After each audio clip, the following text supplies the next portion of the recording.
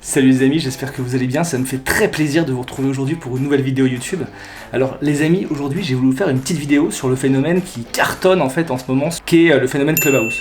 Je sais pas vous, mais moi ça fait plusieurs semaines que tous les jours quand j'ouvre mon LinkedIn ou quand j'ouvre mon Insta, c'est Clubhouse, Clubhouse, Clubhouse, Clubhouse. Et donc j'ai passé une dizaine d'heures ces derniers jours sur Clubhouse pour essayer un petit peu de comprendre qu'est-ce que c'est quoi ce phénomène, est-ce que ça va continuer, est-ce que ça va marcher, et surtout en quoi ça peut être utile pour vous, donc pour les avocats et pour les juristes.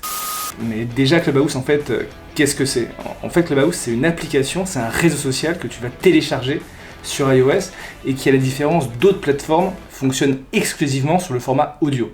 C'est-à-dire en gros c'est très simple, hein, lorsque tu es inscrit, tu peux accéder à un certain nombre de pièces qu'on appelle des rooms, qui sont en fait des groupes de conversation qui peuvent porter sur différents thèmes. Ça peut être sur le business, comme il y a beaucoup actuellement, mais ça peut être sur le développement personnel, ça peut être sur l'alimentation, ça peut être sur les animaux, ça peut être un peu sur tout ce que tu veux.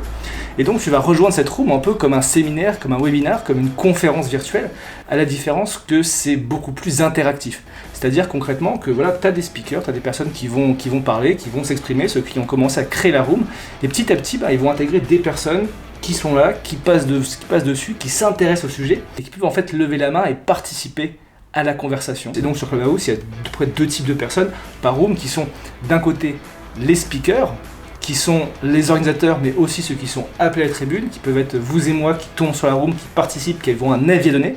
Et ensuite, tous les participants silencieux qui sont juste là simplement pour écouter une conversation, pour se former, pour apprendre quelque chose de manière un peu plus passive. Et il y a un système d'abonnement en fait, un peu comme sur Instagram, où tu vas suivre des personnes dont tu t'intéresses en fait à leur sujet, qui créent des rooms, qui interviennent dans des rooms, et tu peux aussi être suivi. En fait, Clubhouse, ce qu'il faut savoir aussi, ce que j'ai oublié de vous dire, c'est que c'est une application qui fonctionne aujourd'hui sur cooptation. C'est-à-dire que pour s'inscrire sur Clubhouse, il faut être coopté par une personne qui est déjà sur l'application. Donc ça crée peut-être, et c'est ce qui a été relevé aussi par certains médias, un côté un peu exclusif, un côté un peu élitiste de l'application.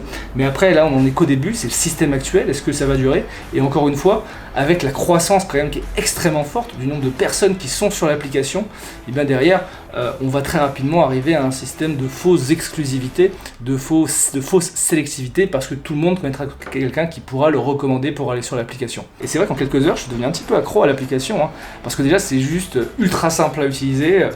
Vraiment, c'est facile de rejoindre des conversations, de poser des questions, de prendre la parole, c'est facile d'organiser des conversations, et ça demande aucune prod, aucun visuel, c'est juste, voilà, une conversation, un thème, un nom, et ensuite, c'est vous, par rapport à votre charisme, par rapport à votre manière d'animer, qui allez réussir à fédérer du monde et qui allez réussir à créer de l'engagement autour d'un thème. Et ce qui est assez intéressant, en fait, avec Clubhouse, c'est que personne aujourd'hui n'est capable vraiment de dire, mais qu'est-ce que c'est que cette application ? Il y en a qui vont dire que ça se rapproche d'une radio libre, il y en a qui vont dire que ça se rapproche d'un groupe de conversation, type café du commerce, il y en a qui peuvent se dire c'est l'avenir des talks, finalement, voilà, comme moi quand j'ai fait un TEDx, et un Clubhouse peut être une forme de talk, de stand-up pour certaines personnes, et en fait on ne sait pas vraiment ce que c'est. Et c'est ça qui est assez intéressant, c'est qu'en fait c'est les utilisateurs, c'est vous, c'est moi, c'est les justiciables qui vont inventer ce que va devenir l'application. Et moi je pense qu'aujourd'hui, concrètement, il y a beaucoup de choses à faire pour les avocats, pour les juristes, dans le cadre de leur activité, et je pense que ça peut être vraiment intéressant, mais dès maintenant, parce qu'on est encore au début en France, au stade un peu embryonnaire de la version, de miser sur Clubhouse. Et pour moi, en fait, déjà, la première utilité, le premier cas d'usage que peuvent faire les avocats, les juristes sur Clubhouse, c'est faire de l'accès au droit, c'est faire de la sensibilisation, c'est faire de l'évangélisation sur tel sujet juridique. Après, pour tous ceux qui me suivent, je ne vais pas me répéter, mais vous savez très bien qu'aujourd'hui, il y a un vrai problème pour les justiciables d'accès au droit, de compréhension des sujets qui sont assez complexes, parce que le droit nous concerne un petit peu tout le monde, et les gens sont perdus, que ce soit dans la création de société, que ce soit dans la vie quotidienne, dans le bail, dans le divorce, dans le droit des étrangers, dans plein de domaines, les gens sont perdus et ont besoin de réponses. Et c'est vrai que déjà, en fait, avec Clubhouse, des avocats peuvent se dire, tiens, moi je vais organiser des permanences juridiques. C'est pas des formations, c'est pas des podcasts, c'est pas non plus une consultation, mais c'est vraiment des permanences où tu viens, toi, avec des confrères, ou avec un tiers, ou avec telle ou telle personne, et tu vas organiser une permanence sur tel domaine. Et tu vas commencer à parler, commencer à engager une discussion, et surtout répondre au fur et à mesure aux questions des gens qui vont venir, qui vont donner leur avis, qui vont donner leur retour d'expérience. Et donc finalement, ça c'est beaucoup plus simple à organiser qu'un webinaire, il y a beaucoup plus d'interactions, tu rencontres des gens que tu n'aurais pas forcément vus parce qu'ils ne te suivent pas nécessairement sur tes réseaux, tu vas donner ton savoir, tu vas donner ta compétence. Donc c'est un peu comme ce que peuvent faire les cliniques juridiques en présentiel, c'est un peu comme ce que peuvent faire les cabinets sur tel ou tel événement, sauf que là c'est complètement dématérialisé et c'est avec la possibilité de toucher beaucoup plus de personnes. Et derrière, en fait, pour moi, ça, c'est vraiment l'occasion pour un avocat de faire son personal branding. C'est-à-dire de travailler sa marque personnelle, de travailler sa notoriété. Le rapport à l'avocat, c'est pas, et je l'ai expliqué pas mal de fois dans mes vidéos, c'est pas juste simplement tu poses ta plaque ou c'est pas juste des spots promotionnels sur les réseaux. Ça marche très rapidement, voire ça ne marche pas. Un avocat, tu vas le voir parce que c'est quelqu'un en qui tu as confiance. Et donc, finalement, en interagissant avec des justiciables, en expliquant tel ou tel sujet, et ben en fait tu vas créer de la confiance avec eux, tu vas développer ta marque personnelle et donc tu vas, mais sans avoir à te vendre en fait, réussir à attirer, à fédérer autour de toi des personnes qui peuvent être éventuellement des clients potentiels. Et c'est vrai que pour moi en fait ce côté interactif peut vraiment montrer toutes les qualités qui sont recherchées chez un avocat, notamment l'écoute, notamment la capacité à savoir rebondir, à réagir, la capacité aussi à rassurer. Et donc je pense qu'il y a un vrai intérêt aujourd'hui pour les avocats de se positionner sur Clubhouse et d'organiser des rooms sur pas mal de sujets. Moi, s'ils veulent organiser avec moi et que je l'anime et que je sois facilitateur, ce serait vraiment avec plaisir. Et ensuite, je pense que la deuxième utilité pour les avocats, mais aussi les juristes sur Clubhouse, c'est vraiment de pouvoir se former sur pas mal de sujets. Parce que voilà, les avocats sont très bons, et vous le savez, en technique juridique, ils sont très bons en maîtrise des différents enjeux, des différents sujets, mais pas toujours sur des sujets qui peuvent être annexes, qui peuvent être assez business.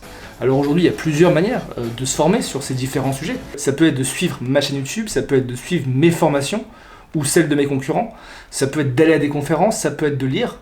Mais sur Clubhouse, en fait, ce qui est assez intéressant, c'est qu'il y a beaucoup de talks sur plein de sujets qui sont très business.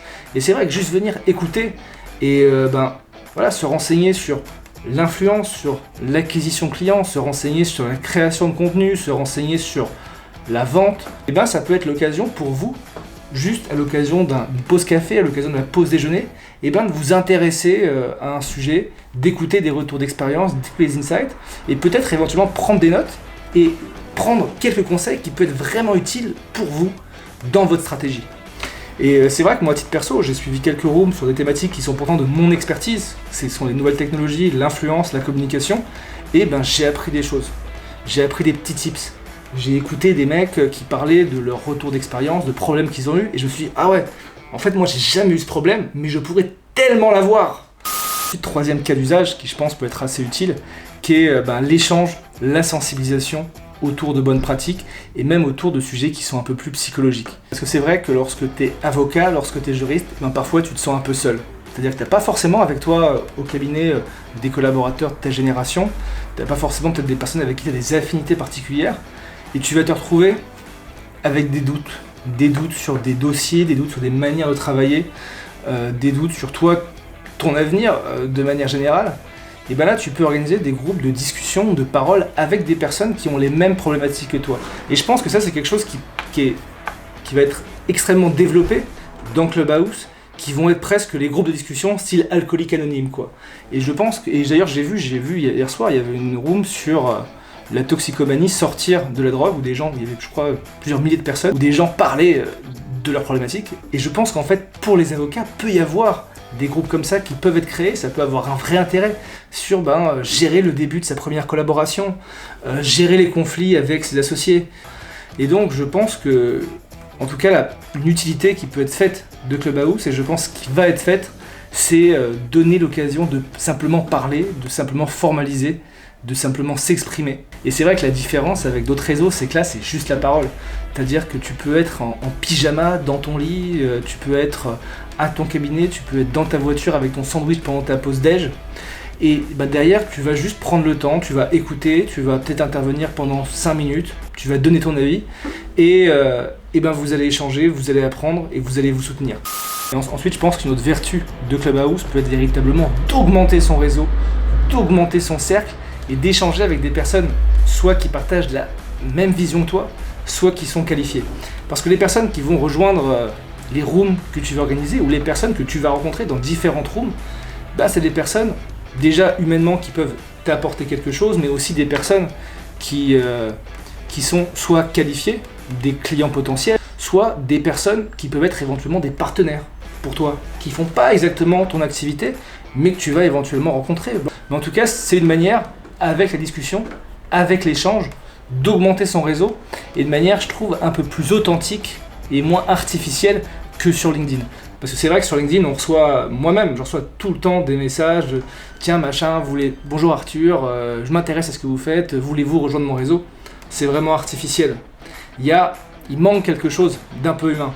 Et c'est vrai qu'en arrivant dans un talk, en arrivant dans une conversation, et ben tout de suite, tu crées, je trouve, beaucoup plus de confiance, beaucoup plus d'affinité.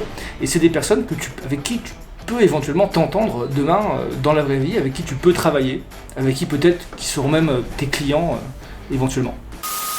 Alors, le but n'est pas de dire Clubhouse c'est génial, c'est l'avenir, etc. Parce qu'encore une fois, on ne sait pas ce que l'application va donner. On ne sait pas si c'est le début du phénomène, on ne sait pas vraiment où on en est, on ne sait pas comment va évoluer l'application, si ça va complètement changer. Comme par exemple Instagram, où à la base c'était juste des photos et maintenant c'est des stories et placement de produits. Ou est-ce que ça va garder un peu son authenticité, son truc un peu originel. Et donc le but c'est pas nécessairement de devenir un influenceur de Clubhouse, ce serait plutôt de se dire j'essaye, je teste, je vois, je prends le pouls. Donc moi je peux que vous inviter vraiment à juste tester l'application, aller voir, écouter, et après vous vous l'approprierez comme vous voulez. Peut-être même que vous aurez des idées auxquelles je n'ai pas pensé. Donc là-dessus, n'hésitez pas moi à me dire dans les commentaires, est-ce que vous voyez d'autres utilités sur l'application qui peut être intéressant. J'ai peut-être raté plein de choses, ou peut-être que je suis même complètement à côté de la plaque, hein. Ce qui est possible aussi, ce qui m'arrive très souvent. Après, en termes de petites préco que je pourrais vous donner sur comment utiliser l'application, je pense que vraiment le mindset à avoir, c'est se dire j'y vais pour le partage et pas pour vendre.